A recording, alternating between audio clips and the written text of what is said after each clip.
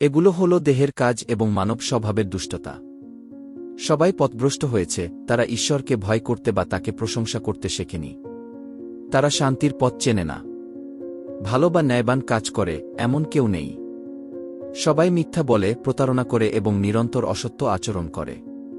তারা অপবিত্র, অজ্ঞ, অহংকারী, অবাধ্য, অকৃতজ্ঞ, উদ্ধত, অন্যায়কারী, নিষ্ঠুর, দুষ্কৃতকারী, সহিংস, লোভী, দুর্নীতিগ্রস্ত, চোর, হত্যাকারী, মদ্যপ, আসক্ত, অভিযোগকারী, নিন্দাকারী, ঈর্ষাপরাজন, শত্রুতা পোষণকারী, হিংসুক, ব্যভিচারী, অবিশ্বস্ত, কামুক, ব্যভিচারী, জাদুকর, ধর্মত্যাগী, ভ্রান্ত মতবাদী ও মূর্তিপূজক।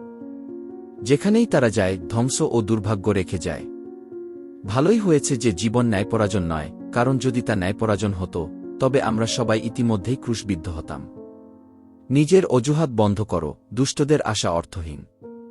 নিজেকে গভীরভাবে পরীক্ষা করো এবং স্বীকার করো, মানব স্বভাব মন্দ, কলুষিত, অন্যায়ে গঠিত, দুষ্কর্ম ও পাপের দিকে ঝুঁকিপূর্ণ। সবই মায়া, সবই মায়া। সবই অহংকার, সবই অহংকার। আমরা যে মাটি থেকে এসেছি সেখানেই ফিরে যাব, আর আমাদের আত্মা সেই ঈশ্বরের কাছে ফিরে যাবে যিনি তা দিয়েছেন।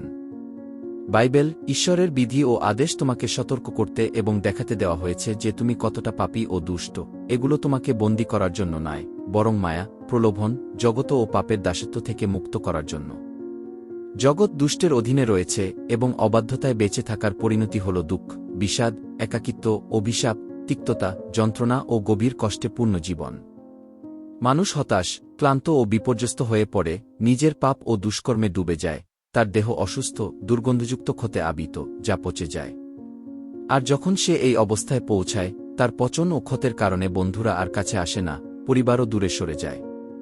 যে জগৎ তাকে গ্রাস করেছিল সেটিই তাকে পরিত্যাগ করে, কারণ তার উদ্দেশ্য পূর্ণ হয়েছে, তোমাকে অতল গহ্বরে ঠেলে দেওয়া এবং তোমার জায়গায় আরেকজনকে ফেলে দেওয়া। এটাই ধ্বংসের চক্র।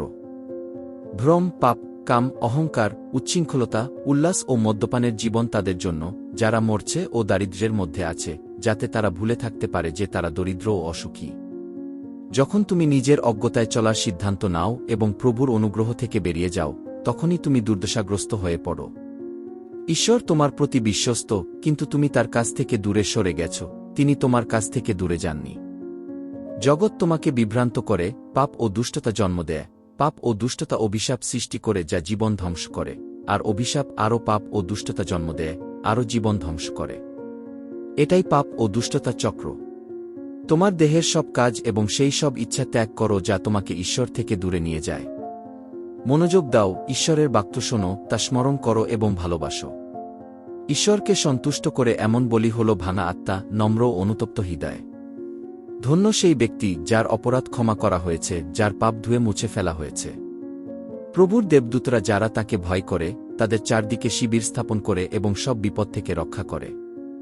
আস্বাদন করো ও দেখো প্রভু কত মঙ্গলমা। ধন্য সে যে তার মধ্যে আশ্রয় পায়। তার দয়া সারা জীবন স্থায়ী। আলোর সন্তান হিসেবে জীবন যাপন করো, কারণ আলো মঙ্গল, ন্যায় ও সত্যের প্রচুর ফল দেয়। ঈশ্বরের পবিত্র আত্মার উপস্থিতিতে বাঁচো, যিনি আমাদের মধ্যে প্রেম, আনন্দ, শান্তি, ধৈর্য, কোমলতা, মঙ্গল, বিশ্বস্ততা, নম্রতা ও আত্মসংযম জন্ম দেন। তোমার পথ প্রভুর হাতে সমর্পণ করো, যাতে তিনি তার ইচ্ছা অনুযায়ী তোমার জীবন পরিচালনা করেন। সম্পূর্ণ হৃদয়, সম্পূর্ণ বোধ ও সমস্ত শক্তি দিয়ে তার উপর ভরসা রাখো। সত্যিকারের মন ফিরিয়ে প্রভুর দিকে ফিরে আসো এবং তার প্রেম ও জ্ঞানে অংশীদার হও। প্রভু তোমার আলো ও পরিত্রাণ, তোমার জীবনের দুর্গ। তবে তুমি কাকে বা কিকে ভয় করবে? তিনি তোমার ঢাল ও রক্ষা। শত্রুর কোনো ঈর্ষা বা মন্দ বাক্য তোমাকে স্পর্শ করতে পারবে না, কোনো কিছুই তোমার বিরুদ্ধে সফল হবে না। প্রভু তোমাকে সব অমঙ্গল থেকে উদ্ধার করবেন। ঈশ্বর, যিনি পৃথিবী ও তাতে যা কিছু আছে তা সৃষ্টি করেছেন, তিনি স্বর্গ ও পৃথিবীর প্রভু এবং মানুষের তৈরি মন্দিরে বাস করেন না। তিনি মানুষের দ্বারা কোনো সেবার প্রযোজন করেন না, কারণ তিনিই সকলকে জীবন, শ্বাস ও সবকিছু দেন। একজন মানুষ থেকে তিনি সব জাতিকে সৃষ্টি করেছেন, যাতে তারা পৃথিবীতে বাস করে। তিনি তাদের সময় ও বাসস্থানের সীমা নির্ধারণ করেছেন। এটি করেছেন যেন তারা ঈশ্বরকে খোঁজে এবং হয়তো তাকে খুঁজে পায়, যদিও তিনি আমাদের প্রত্যেকের কাছ থেকে দূরে নন। কারণ তার মধ্যেই আমরা বাস করি, চলাফেরা করি ও অস্তিত্ব রাখি। তোমাদের কয়েকজন কবিও বলেছেন, আমরাও তার সন্তান। প্রেরিত 1:7-2:4-2:8। তোমার অজ্ঞতা ত্যাগ করো এবং সত্যিকারের তোমার ঈশ্বরকে চেনো। তার পথ, আদেশ ও মহিমার মহত্ব বোঝার চেষ্টা করো। তিনি সর্বশক্তিমান, সার্বভৌম, বিজয়ী ও অলৌকিক ঈশ্বর, যার কাজ অগণিত ও মহিমান্বিত। তিনি সেই একই ঈশ্বর, যিনি যুদ্ধ জয় করেছেন, তার জনগণকে দাসত্ব থেকে মুক্ত করেছেন, মানুষের চোখে অসম্ভব রোগ নিরাময় করেছেন এবং বিশৃঙ্খলাকে জীবনে রূপান্তরিত করেছেন। দেখো, তার সামনে তোমার অনুরোধ কত ক্ষুদ্র। 2,500 বছরেরও বেশি সময় ধরে মানবজাতির শ্রেষ্ঠ মনীষীরা বিভিন্ন পথ, দার্শনিক, ধর্মতাত্ত্বিক, বৈজ্ঞানিক, অতিভৌতিক ও মনস্তাত্ত্বিক অনুসরণ করে একই মৌলিক সিদ্ধান্তে পৌঁছেছেন, যা বাইবেলে আগেই প্রকাশিত। আমি আলফা ও ওমেগা, প্রথম ও শেষ, শুরু ও শেষ গে। প্রকাশিত বাক্য 2:2-1-3। আর তুমি, হে মূর্খ সন্তান, এখনও তোমার ঈশ্বর, ইসরায়েলের রাজা ও পৃথিবীর সব রাজ্যের অধিপতি, তোমার মুক্তিদাতা, সেনাবাহিনীর প্রভু, তাকে সন্দেহ করো। তার বাইরে আর কেউ নেই। তিনিই একমাত্র। এক প্রভু, এক বিশ্বাস, এক বাপ্তিস্ম, এক ঈশ্বর ও সবার পিতা, যিনি সবার মধ্যে ও সবার মাধ্যমে আছেন কি। এফেসীয় 4:5-6। হে প্রভু, আমাদের ঈশ্বর, তুমি মহিমা, সম্মান ও ক্ষমতা গ্রহণের যোগ্য, কারণ তুমি সবকিছু সৃষ্টি করেছ, এবং তোমার ইচ্ছাতেই সবকিছু অস্তিত্ব লাভ করেছে ও সৃষ্টি হয়েছে কি। প্রকাশিত বাক্য 4:1-1।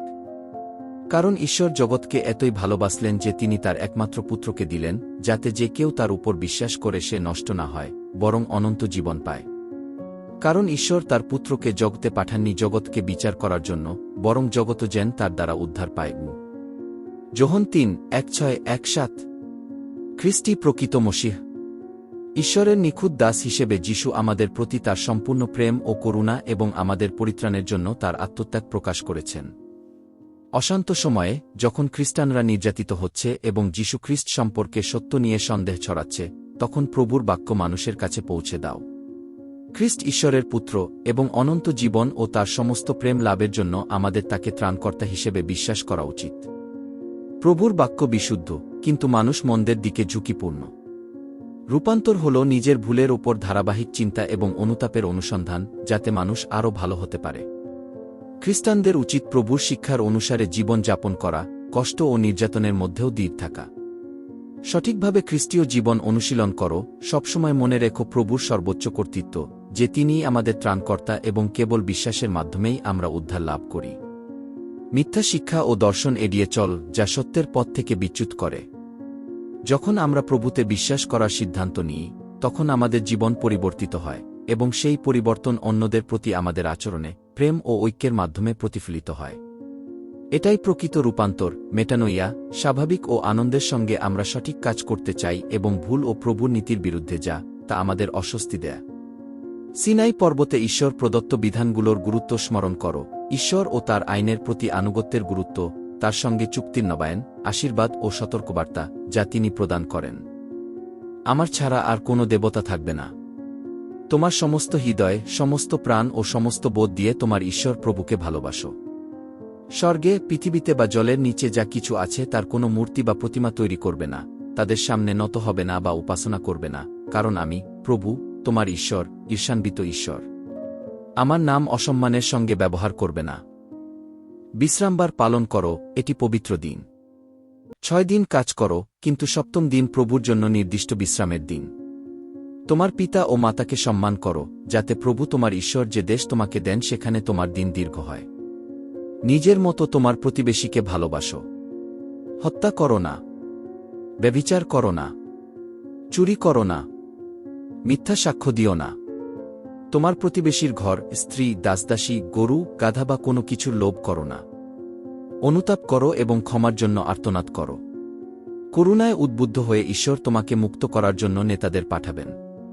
শত্রু পরাজিত হবে এবং শান্তি পুনরুদ্ধার হবে। অবিশ্বস্ততার মধ্যেও ঈশ্বর তোমার প্রতি বিশ্বস্ত এবং তুমি ক্ষমা চাইলে তিনি ক্ষমা করবেন। বিশ্বাসে দৃঢ় থাকো, শয়তানের প্রলোভন থেকে দূরে থাকো, সবাইকে পাপ থেকে অনুতাপ করতে ও খ্রিস্টে বিশ্বাস করতে আহ্বান করো, যাতে তারা পরিত্রাণ উপভোগ করতে পারে।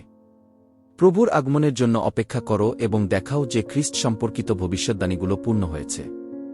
বাইবেল 4:0 জন লেখকের মাধ্যমে রচিত, 3টি মহাদেশ জুড়ে, প্রায় 2,000 বছরের সময়কালে, 3টি ভাষায়, হিব্রু, আরামাইক ও গ্রিক। তবুও শুরু থেকে শেষ পর্যন্ত এর বার্তা আশ্চর্যজনকভাবে ঐক্যবদ্ধ। নতুন নিয়ম পুরাতনের সঙ্গে গভীরভাবে সংযুক্ত, সুসমাচার, পত্র ও প্রকাশিত বাক্য সবই ইহুদি শাস্ত্রের উপর প্রতিষ্ঠিত।